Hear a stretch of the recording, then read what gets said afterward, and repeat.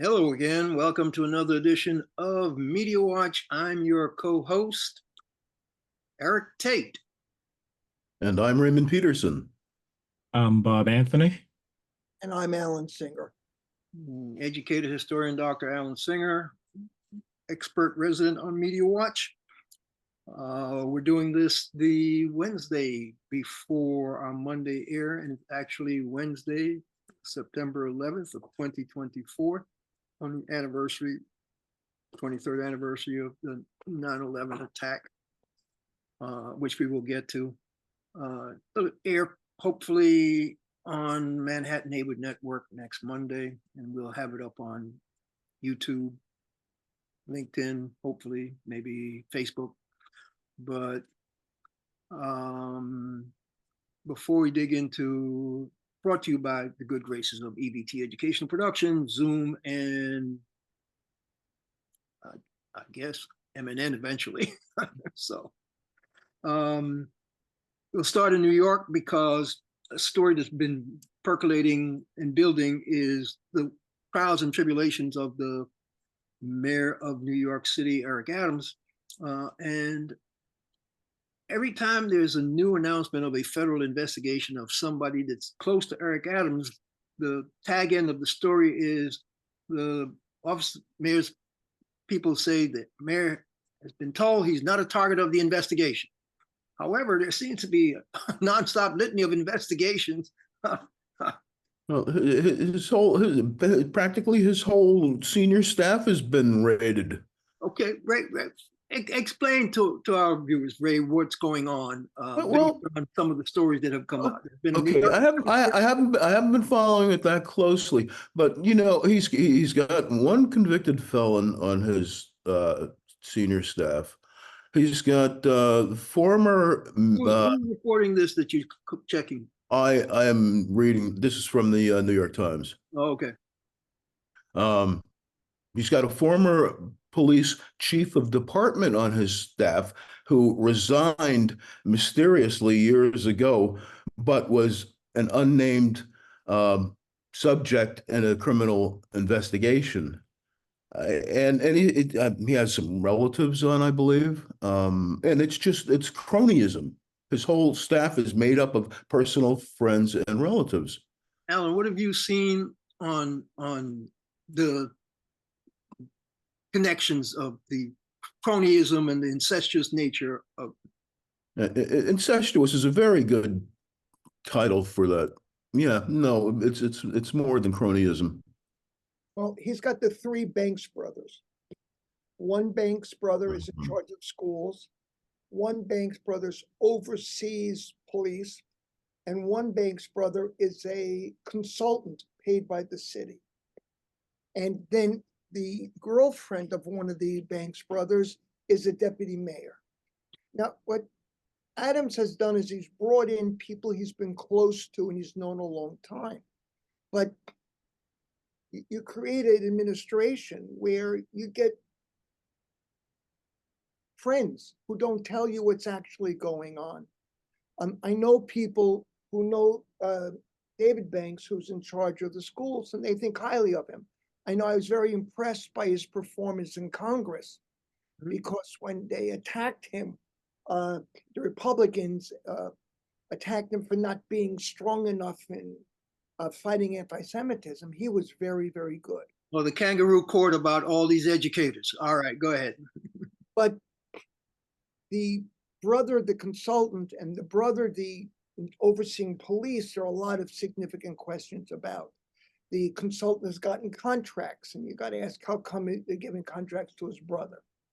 The head of the police department quit. She was a woman from, had been out of Staten Island, Suffolk County.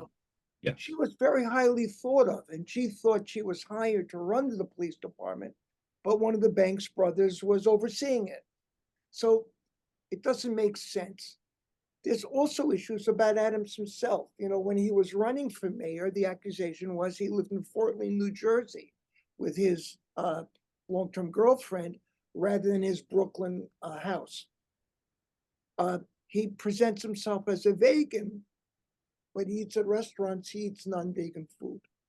But the one that upset a lot of people is he claimed he had a photograph of a police officer who was killed in that line of duty, and that he always carried this close in his wallet so he wouldn't forget. But then it turned out that the photograph had actually been recently doctored by members of his staff to look old. It just wasn't true. So there's a lot of stuff that people are uneasy about. And he announced that he's the second Dinkins, meaning he's a black mayor who's going to be driven out of office because he's black. And that the using of the race card also upsets people because there are people who don't like his performance and had supported him because they thought he would be a competent mayor. And Bob, And what yeah, do you see about that actual federal investigation about his political campaign and the dollars that may have come illegally from the Turkish government? well, that's another problem. I mean, he was cozy with some Turkish officials, and they're basically trying to trace the money to see if money. I hate to use the word launder, but to see if money was laundered into his campaign, which would be a big problem to have money come from a foreign site. But yeah, Eric Adams has gotten himself into trouble by hooking up too many people, unfortunately. I mean, we're talking about the Banks brothers. We're talking about Chancellor David Banks, Deputy Mayor for Public Safety Phil Banks, the first Deputy Mayor Sheena Wright, who's the fiancée of David Banks, correct? The Chancellor. And there's just too many. When you get, even if they're very qualified people, when you get to that cozy, it always means trouble. And then when you have the turkey thrown into the soup, it's a messy thing. The Turkish investigation. So you have all these investigations about people that are close to the mayor. They're part of the cronyism, the close knit. And yeah, I know people hire folks that they know and trust for years because they figure they'll cover their back. Of course. Hard to avoid. Shots. And the caveat I have, because we don't want to belabor the story that much, because they keep saying the mayor has not been the target of any of these investigations, even though there are a bunch of them swirling around him. The same thing happened to Mayor Davis in Mount Vernon, New York, where the feds walked in and out of his office a gazillion times with a bunch of boxes coming out. And by the time all that went down, he didn't get his reelection bid successfully because this supposed investigation was hanging over his head. They never found anything until he told them they could go back more than the statute of limitations on filing taxes. They went back like 10 years, found some tax stuff that wasn't properly filed. Hey, they didn't give him a chance to let me refile and make sure it's correct. They just slapped him on the wrist and tried all kinds. So Eric Adams may turn out to be a similar case, but Ernie Davis didn't have that many cronies hanging around his office. Didn't have all these best friends and all that stuff. So, that whole smoke and fire kinds of things, look, you're close to the people who are being investigated and you hired them, you're probably going to get tarred with that brush, whether you're guilty or not. And so now people are coming out of the woodwork to run against him in the Democratic primary. So the bottom line is people may not be trying to make him the next David Dinkins. It looks like he's making himself the next David Dinkins by his actions. And so basically right now on my scale of judgment, Eric Adams is like a 50-50 mayor from his first term. I don't like 50-50 mayors. The problem is if he doesn't clean up his act, he's going to be right. He's not going to get a second term, just like David Dinkins didn't get a second term if he doesn't clean up his act. And if it turns out even free of clear these investigations, the optics, as that word, doesn't look too good. But speaking of optics, on the anniversary of 9/11, tell us, Bob, about that photo, the optics of the 9/11 celebration in New York. Who was in the photo and how did it go down? Well, this morning, as we tape, it looks like everybody, politically speaking, was in Lower Manhattan for the commemoration of the 9/11 attacks on this country. And I'm not going to bring the picture up for the sake of time, but in the same photo, you have Kirsten Gillibrand, Chuck Schumer, Kamala Harris, Joe Biden, Donald Trump, Mike Bloomberg, and one other person. I'll peek at the photo in a second. But everybody came to New York to be there for the commemoration. Good that they were there, but it's 9/11 commemoration is not supposed to be a political thing. Politics is not really supposed to touch it. You know, if you ask the people who originally organized it, it's, you know, everybody wanted to be in the photo, and that's the thing. So They yes, all showed up. yeah, They all showed up. and Harris and Trump shook hands again today, as we tape on Wednesday that it happened. So yeah, Two times. yes, Two yes, days in a row. exactly, Ray. Yesterday at the debate and today. I'm amazed. Somebody sent me a Twitter shot of that meeting this morning with them, and it was, wow, they shook hands, and it looks like Donald Trump mouthed, "Good job," and Harris said, "Thank you," referring to the debate, because folks, we're taping the day after the Kamala Harris Donald Trump debate, and with that we could segue to post-debate analysis because it'll get us to a lot of different things about this. Let me just say it up front. This is not a real election. It came out in the debate. You got an upright citizen from an upright party that are trying to protect democracy. You got a wannabe party that's doing its very best to try to destroy democracy, destroy people's voting rights, destroy people's freedoms, and they call themselves the Republican Party. And they put up as their candidate for office a convicted felon, a guy who stood on the debate stage last night and told so many lies that one of the commentators for CNN or ABC or whatever said something to the effect, never in the history of any public debate has one person stood up and told so many lies, actual lies, as opposed to fudging the truth or dissembling actual lies. It was a hell of a quote. But anyway, guys, Alan, you had something you wanted to say about this debate? Look, I support Kamala Harris, and I have disagreements with her. But in that debate, actually, just last weekend, I was in Philadelphia campaigning for her, just to be honest. But in that debate, she came across as clear, as bright, as articulate, as understanding, all the qualities that you would like to see in a president. She represented. He came across as unknowledgeable, angry, making things up, screaming because he didn't know the answers. Whatever questions they asked, he didn't answer. After he claimed that the moderators were ganging up on him. But the reality is they were asking very pointed questions. You know, for example, and this is a good one, he, in a recent interview, he said, well, I guess I lost the 2020 election by a squeaker, close. And so the moderator said, you know, for 3 years, you argued the election was stolen, you really won. Now are you accepting that you lost? And all of a sudden he said, no, I was speaking sarcastically. And the moderator said, well, I heard the interview, you didn't sound sarcastic to me.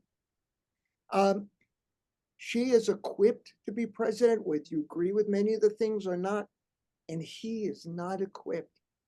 And I guess my last comment is Benjamin Buttons has now endorsed Kamala. You all know who Benjamin Button is. Yeah, well, you know, I picked up the story today because it was cat ladies have endorsed Kamala Harris, and the particular cat lady Alan is referring to, cat's name is Benjamin Button, is Taylor Swift. Okay. Taylor Swift, yeah. So, That seems to have been really big news, you know. Yes. hey, look, we predicted when we saw that after the debate that the headline was going to be Taylor Swift endorses Kamala Harris. I don't know how many headlines came out with that, but And Benjamin Buttons. And Benjamin Benjamin Button. Yes. Bob, talk about some of the lies that the guy came out with, because that could get us to some of the other stories we want to touch on, like, for instance, all the migrants that are being brought in here so they can vote. What was Yeah. a couple of those lies? I mean, actually, early in the debate, if you were listening, Kamala said, listen, he's going to talk about immigration, even if that's not the question being asked. He's going to go to that. And so she opened with that warning, and then he went ahead and did it. And he kept talking about 20 million migrants coming to this country, which is a number, which is the New York metropolitan area, and which is just an outrageous number, which isn't happening. And then Eric and I watched the debate together over dinner, and we were eating as Trump made the allegation that immigrants were cooking dogs and cats of their neighbors. And that basically made me put down my knife and fork because I couldn't believe that he said that. I mean, the depth of and it's that was just comic if it wasn't so serious. So yeah, major lie there. There were others sprinkled through the debate. Once again, we're seeing Trump for who he is, a guy who can't concentrate except to repeat the things that he says at rallies. He can do that. He can't think on his feet and answer a question that is given to him. And, he ducked a lot of questions. Kamala actually talked around some questions, too. When she was asked whether we're better than we were 4 years ago, she kind of danced around that, whereas she could have just said, yes, because we are. 4 years ago was 2020 pandemic. Would have been an easy one for her, but that she got around that. Interestingly enough, the big lie about 20 million immigrants coming in and they're bringing them in so they can register them to vote, etc. That's a big lie that the New York Times actually ran a piece talking about how the Heritage Foundation is actually pumping out those kinds of, let's see what the headline says. Heritage Foundation spreads deceptive videos about non-citizen voters. That's the headline. And the thrust of the story is basically that lie that Donald Trump ran with. And that's one of the talking points that the Heritage Foundation is giving to these Republicans running for office to use in their race against whatever Democratic opponent they're coming up against. And the big lie is being spread that immigrants are coming in, immigrants are being registered to vote, and it's a lengthy article about how they have deceptively put this video together and are planning to do, you remember the Project Veritas that umpteen years ago that was putting out these phony videos claiming all kinds of things that Democrats were doing nefariously to bring down the country, and the Project Veritas people got sued, went down the tubes, and then try to regroup later. Well, the Heritage Foundation decided we like that playbook. So now they're putting out deceptive videos, supposedly showing that, yes, this is indeed a fact. We have to push these voter suppression, quote, in the phrases, integrity of the vote initiatives across all these states to crack down on voter registration, on bona fide voters being able to vote, bona fide voters being purged from voting rolls in the, quote, name of voter integrity. Bob, what was that documentary that you called to my attention that Jeffrey Wright, the actor, hosted? You remember the name of that? Oh, that was Rigged. And that was a very good documentary. Was Rigged, the Voter Suppression Playbook. Exactly. Something to that effect. That's the full name. Exactly. Rigged, the Voter Suppression Playbook. And it's actually from 2019, but it's actually 100% valid today. The items that they brought out in that especially the gerrymandering part. Gerrymandering, voter suppression, and it's all a Republican national strategy. They came right out in the documentary, and at the top of it, because I caught the back end first, and I didn't hear them call out the Republican Party by name. They most certainly did call out the Republican Party for creating this playbook. So to get back to postmortem debate, which will probably get us to another story that correlates with it. What were some of the other, Ray, what other lies did this guy come up with I mean, he told so many, but what about the abortion thing and the IVF? Oh yeah, killing babies after they're born. Oh, here we go. Yes, yes. I Tell us mean, about that come crazy. on. I mean, who in their right mind could even believe that? He said it with a straight face. I know, and he said it multiple times, and it's like abortions even after birth, which means killing a live baby. Yes. Yeah, but he came out and said they're killing the babies. I know he said that. Born. He came out and said that. Yeah. And that's the one point where Lindsay Davis jumped in and said there is no state in the nation where you can do that. And so I was proud of her for that moment. Lindsay was so angry about that. You see the look on her face when she said that. Oh God! That one she couldn't hide. She could not. How can you tell? But how? First of all, I've seen Republicans say on various news agencies, they're killing babies after they're born. I don't understand how a human being can believe that is, even under the worst circumstances, that people are killing babies just because. Makes no sense to me. But then the whole thing makes no sense to me. I think Donald Trump is confusing. How can you be show confused about something like that? And he must think that that's a documentary. Wait. Say that again, Alan. We talked. Yeah, please. Donald Trump must think that the TV show Walking Dead is a documentary and that the ghouls are going around and they're really the undocumented immigrants. Okay. See, he saw it on TV. Alan. I mean, go ahead, Alan. Okay, no, I watched the video that was done by Heritage, and it was very tricky.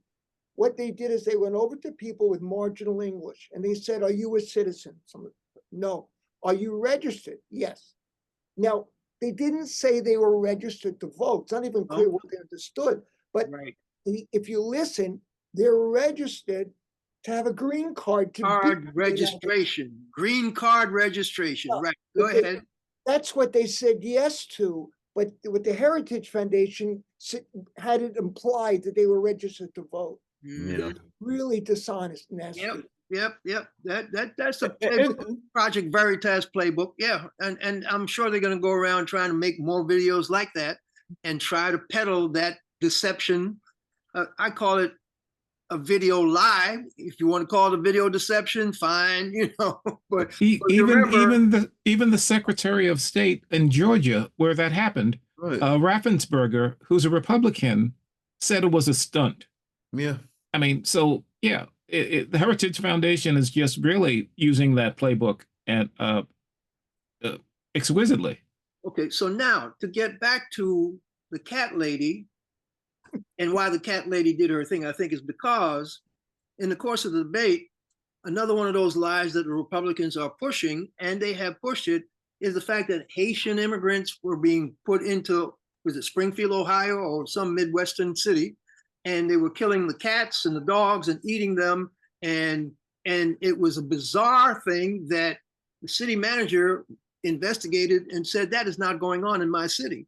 But last night on the debate, Donald Trump ran with that, right?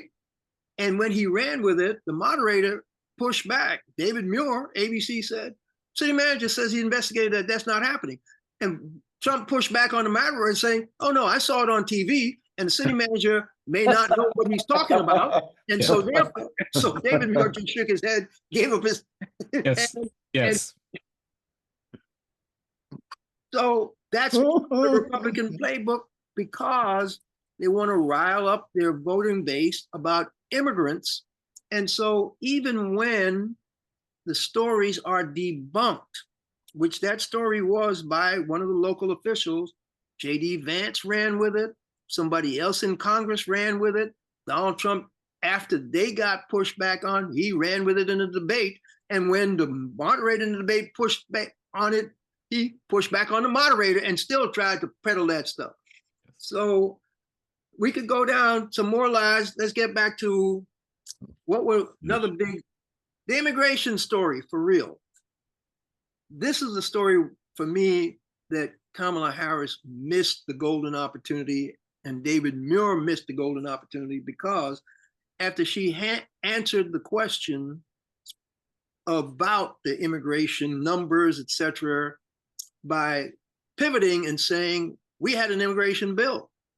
And she Yeah. went down the litany about Good. the fact that Good. bipartisan support, etc., etc., and it was ready to be taken care of. And Donald Trump called his people in Congress and said, kill that bill, because he wanted to run on a problem, not solve the problem, quoting Kamala Harris.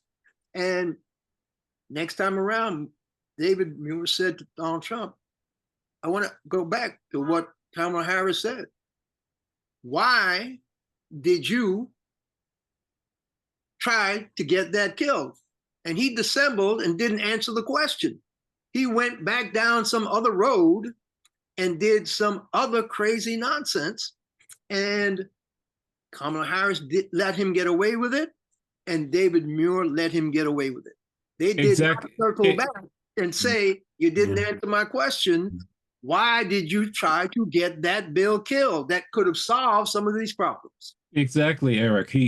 David Muir didn't push back on that. He let it slide. We both looked at each other and we wondered, what the hell are you doing, David? It looked like, it looked like he was trying to keep a time schedule. Yes, that's what it seemed like to me. And everything else be damned, do I get the time slot? Topic and time. You're correct, because they had a list of stuff they wanted to ask those candidates about. And so they were trying to stay up.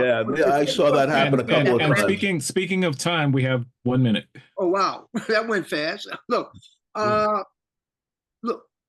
do you want to make, no, 1 minute really isn't enough time for us to dig into where things are in the Mideast and give it justice. But recall that things are still not going well. 9/11 is a perfect anniversary for us to recall how we got sucked into a Middle East miasma. And so what we need to think in terms about is, how are these, quote, candidates going to come to task with dealing with what's going on in Gaza, what's going on in the West Bank, and a number of other issues like what's going on in Sudan. Yes, and with that, we're about there. And so, and I wanted to ask you and Eric a question, Bob. Yeah, but we're about there. We're about there with time. Media Watch, folks. I'm Eric. I'm Raymond Peterson. I'm sorry. I'm Alan Singer. He's Raymond Peterson. And I'm Bob Anthony. Catch up to us on YouTube at Media Watch EVT. We'll catch you the next time, folks.